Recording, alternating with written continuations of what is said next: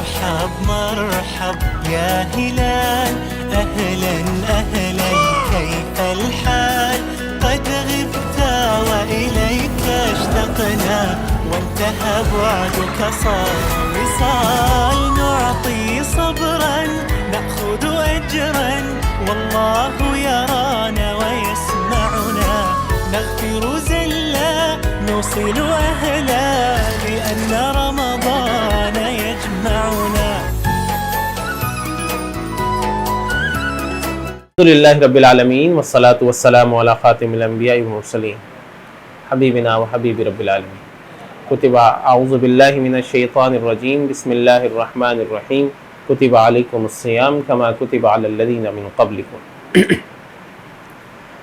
الحمدللہ رمضان المبارک ہم پر سایہ فگن ہے اور ہم رمضان کی سعادتوں اور برکتوں سے فیضیاب ہو رہے ہیں. روزہ وہ عبادت ہے کہ جس کے بارے میں نبی اکرم صلی اللہ علیہ وآلہ وسلم نے فرمایا کہ اللہ تبارک و تعالیٰ خود فرماتا ہے الصوم لی وانا اجزی بہ، کہ یہ روزہ میرے لیے ہے اور میں ہی اس کی جزا دینے والا ہوں. اور بعض نے یہ فرمایا کہ میں خود اس کی جزا ہوں. یہ قیمتی ترین عبادت جس میں میں اور آپ آج مصروف ہیں، اس عبادت میں ہم لگے ہوئے ہیں. اللہ تبارک و تعالیٰ سے دعا کرتے ہیں کہ اللہ تبارک و تعالیٰ ہماری اس عبادت کو قبول فرمائے. روزہ ایک ایسی عبادت ہے کہ جو نماز سے قریب تر ہے. جس طرح نماز اللہ تبارک و تعالیٰ نے دن میں 5 دفعہ ہم پر فرض کی اور ہم سے کہا گیا مسلمانوں سے کہ تم اپنے رب کی طرف پلٹ آؤ، جہاں پر ہو جس حالت میں ہو اس کام کو وہیں پر روکو اور اپنے رب کے حضور چلے جاؤ.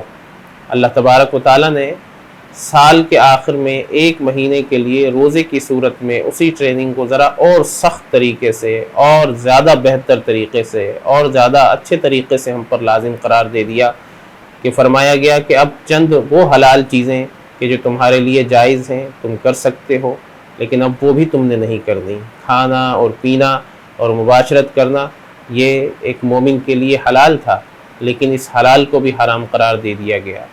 کیوں؟ کیونکہ روزے کا اصل مقصد ہی یہ ہے کہ بندہ مومن اپنے رب کو پہچان لے، اس کو یہ واضح ہو جائے اس کے سامنے یہ بات کہ اصل بات یہ ہے کہ میں نے رب کا حکم ماننا ہے. اصل جو ہدف ہے وہ یہ ہے کہ میں نے رب کا حکم ماننا ہے.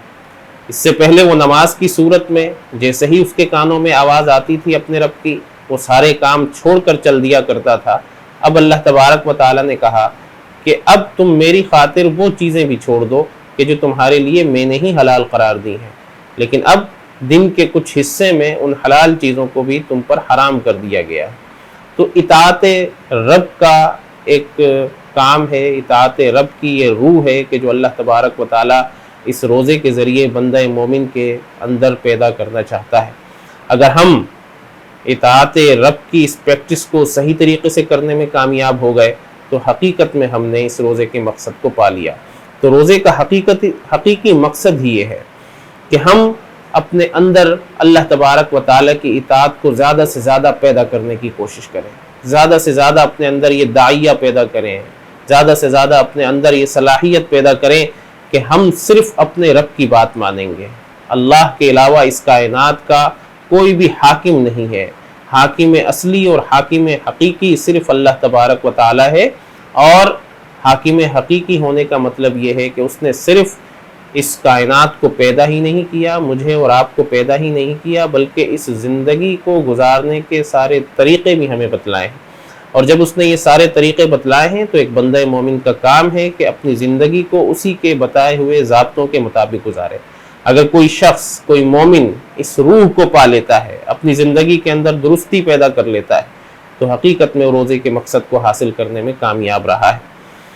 ایک اور چیز جو خود اسی کا ایک حصہ ہے، اطاعت رب کا ایک حصہ ہے، وہ ہے تربیت اور تعمیر شخصیت. روزہ جو اللہ تبارک و تعالیٰ نے فرض قرار دیا تو اس کا مقصود صرف یہ نہیں تھا کہ بندہ مومن کھانے پینے سے اور مباشرت سے رک جائے، بلکہ احادیث سے جو بات پتہ چلتی ہے وہ تو یہ ہے کہ ایک بندہ مومن کی پوری شخصیت تبدیل ہو جائے. اس کی جو خامیاں تھیں وہ خامیاں کم ہو جائیں یا وہ ختم ہو جائیں. اور اس کے اندر خوبیاں جو ہیں وہ پیدا ہو جائیں۔ تعمیر شخصیت کے حوالے سے آج دنیا بڑی پریشان ہے۔ ہم دیکھتے ہیں کہ غیر مسلم معاشروں میں قدر زیادہ، اور اب تو مسلم معاشروں کے اندر بھی بہت زیادہ یہ رجحان پیدا ہو گیا ہے۔ ہم جانتے ہیں کہ پرسنالٹی ڈیولپمنٹ، ٹائم مینجمنٹ اور بیہیویئر مینجمنٹ اور اس طرز کی اور بہت ساری ورکشاپس ہیں، بہت سارے پروگرامات ہیں کہ جو منعقد کیے جاتے ہیں، ہزاروں میں اس کی فیسز ہوتی ہیں اور کافی مہنگے وہ پروگرامات ہوتے ہیں۔ بہت بڑے بڑے ٹرینرز ہوتے ہیں کہ جو ان پروگرامات کو، ان ورکشاپس کو لیڈ کرتے ہیں، اور مقصد صرف یہ ہوتا ہے کہ آج انسانی زندگی کے جو مسائل ہیں، اس کے جو روحانی مسائل ہیں، اس کے جو انسانی مسائل ہیں، اس کے جو شخصی مسائل ہیں، اس کو سمجھ میں نہیں آ رہا کہ میں کیا کروں۔ اس مسائل کو حل کرنے کے لیے ساری ورکشاپس ہو رہی ہیں۔ لیکن غور کیجئے کہ یہ جو روزہ اللہ تبارک و تعالیٰ نے فرض قرار دیا، اس کا تو ہدف ہی یہ ہے کہ ہم اپنی شخصیت کو بہتر بنائیں۔ اب دیکھیے نبی اکرم صلی اللہ علیہ وآلہ وسلم کی بہت ساری احادیث کا مفہوم ہے کہ جس نے غیبت کی، جس نے بدگمانی کی، جس نے کدورت سے کام لیا، جس نے اپنے مسلمان بھائی کے بارے میں کچھ برا خیال دل میں لایا اور اسی حالت میں وہ اس روزے کے اندر رہا، اسی طرح کسی نے جھوٹ بولا، کسی نے دھوکہ دیا، کاروبار میں دغا کی، کاروبار میں کسی کے ساتھ بددیانتی کی، یہ سارے معاملات اگر اس کے روزے کے ساتھ چلتے رہتے ہیں تو اللہ تبارک و تعالیٰ کو ایسے بھوک اور پیاس کی کوئی ضرورت نہیں ہے۔ معلوم ہوا کہ اللہ اور اس کا رسول یہ چاہتا ہے کہ بندہ مومن کی شخصیت کے اندر تبدیلی پیدا ہو، اس کی شخصیت تبدیل ہو۔ نبی اکرم صلی اللہ علیہ وآلہ وسلم کی بہت ساری احادیث سے بھی یہ بات پتہ چلتی ہے۔ آپ صلی اللہ علیہ وسلم سے جب پوچھا گیا کہ یا رسول اللہ، نکاح کی استطاعت ہے لیکن نکاح کی طاقت اور صحت ہے لیکن مال نہیں ہے، استطاعت نہیں ہے نکاح کرنے کی، تو آپ صلی اللہ علیہ وسلم نے فرمایا ایسے شخص کو چاہیے کہ وہ کثرت سے روزے رکھے۔ تو ذرا اندازہ لگائیے کہ ایک شخص جو صحت ہے، جس کے پاس طاقت ہے لیکن نکاح کرنے کے لیے مال نہیں ہے، استطاعت نہیں ہے، اس کے دل میں کیا چیزیں ہوں گی، اس کے دماغ میں کیا خیالات ہوں گے، وہ کیا کیا اپنے دل اور دماغ میں خیالات لاتا ہوگا۔ ان ساری چیزوں کو کنٹرول کرنے کے لیے فرمایا گیا کہ روزہ کثرت سے رکھو۔ تو معلوم ہوا کہ روزہ ہمارے دل اور دماغ کی تطہیر کرتا ہے، ہمارے دل اور دماغ کو صاف کرتا ہے۔ اور حضرات گرامی، حقیقت تو یہ ہے کہ یہ دل اللہ کے رہنے کی جگہ ہے۔ آپ صلی اللہ علیہ وسلم نے فرمایا التقوی ہاہنا، تقوی یہاں پر ہے۔ جب یہ دل اللہ کے قیام کی جگہ ہے تو یہ کیسے ہو سکتا ہے کہ اللہ تبارک و تعالیٰ ایسے دل میں قیام کرے کہ جہاں کینہ ہو، جہاں نفرت ہو، جہاں بغض ہو، جہاں بدگمانی ہو، جہاں پر اللہ کی ناراضگی ہو، جہاں اللہ کی نافرمانی ہوتی ہو، جس دل میں یہ ساری گندگیاں موجود ہوں۔ کیا یہ ممکن ہے کہ اللہ تبارک و تعالیٰ کی ذات بابرکت اس دل کے اندر قیام کرے؟ تو حقیقت تو بات یہی ہے کہ روزہ اس دل کی صفائی کے لیے آیا ہے، اس دماغ کی صفائی کے لیے آیا ہے۔ اگر روزے میں ہم یہ مقصد حاصل کر لیتے ہیں تو ہم کامیاب ہو جاتے ہیں۔ اور پھر تعمیر شخصیت کا یہ سارا کام کس لیے ہو رہا ہے؟ سب سے اہم نقطہ یہ ہے کہ جو ہمیں سمجھنا چاہیے۔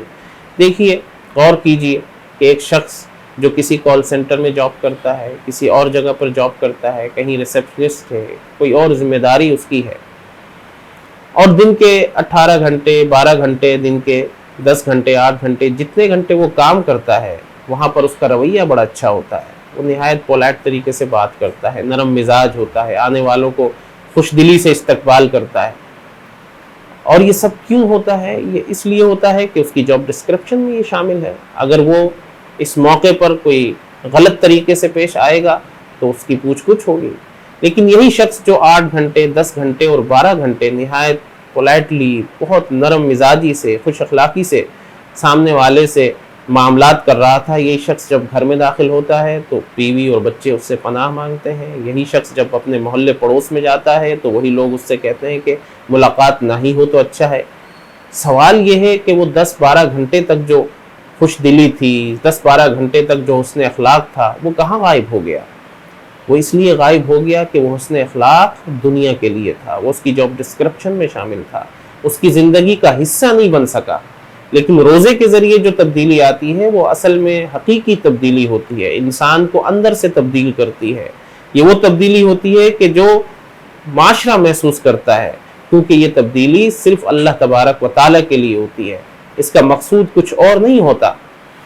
لہذا فرمایا گیا کہ بندہ مومن کا کام یہ ہے کہ وہ اس روزے کو اپنے سامنے رکھتے ہوئے اس سے یہ ٹارگٹ طے کرے کہ میں نے اس روزے کے ذریعے، اس رمضان کے ذریعے میں نے اپنی شخصیت کو بدلنا ہے۔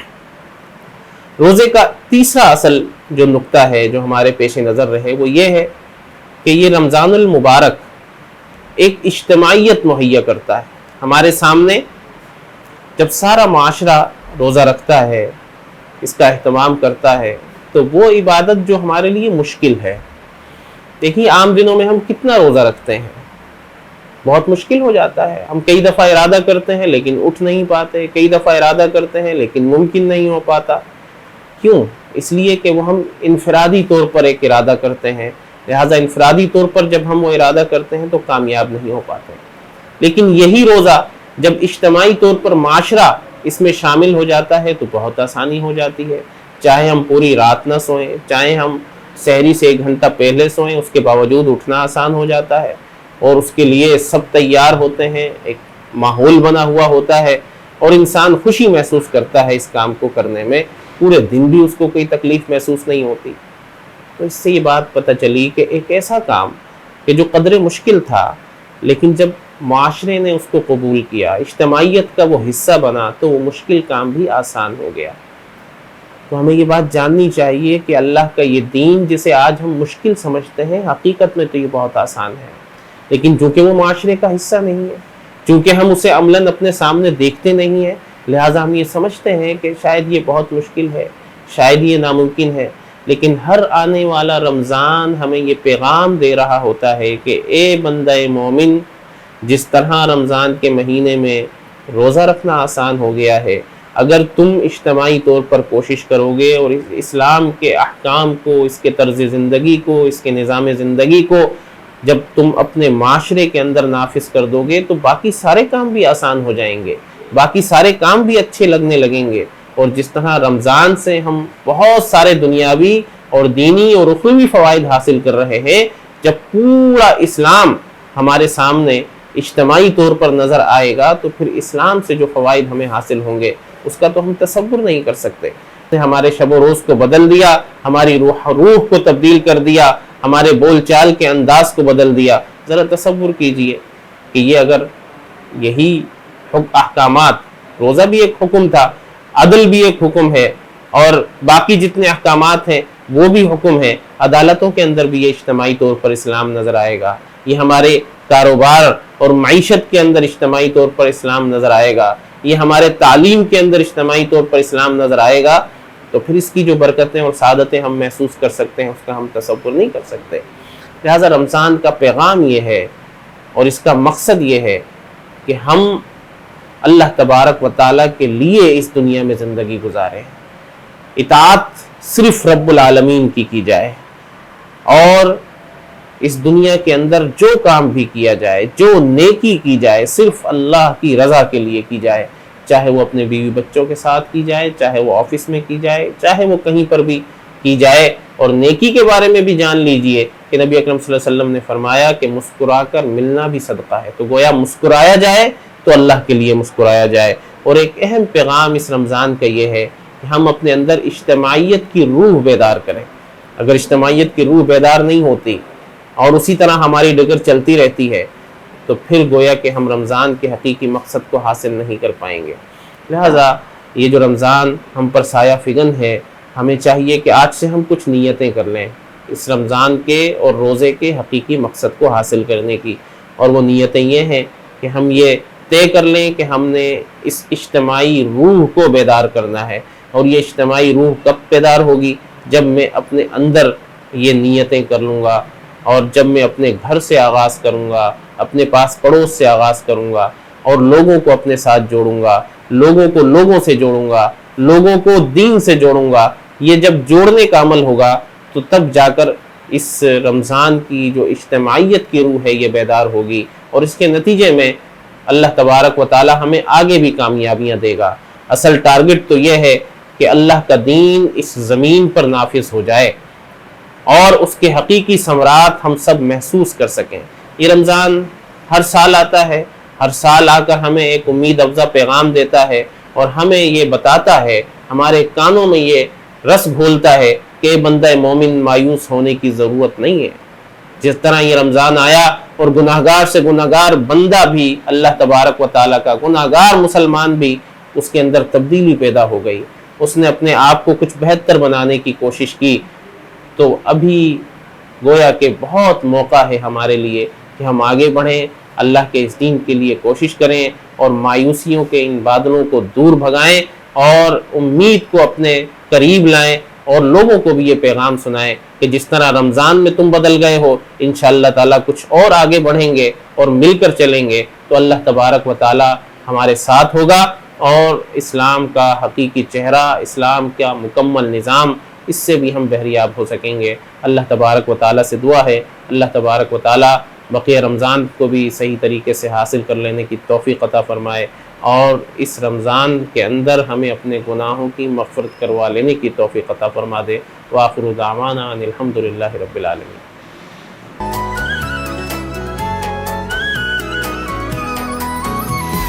مرحب مرحب يا هلال، أهلا أهلا كيف الحال؟ قد غبت وإليك اشتقنا، وانتهى بعدك صار وصال. نعطي صبرا نأخذ أجرا، والله يرانا ويسمعنا. نغفر زلا نوصل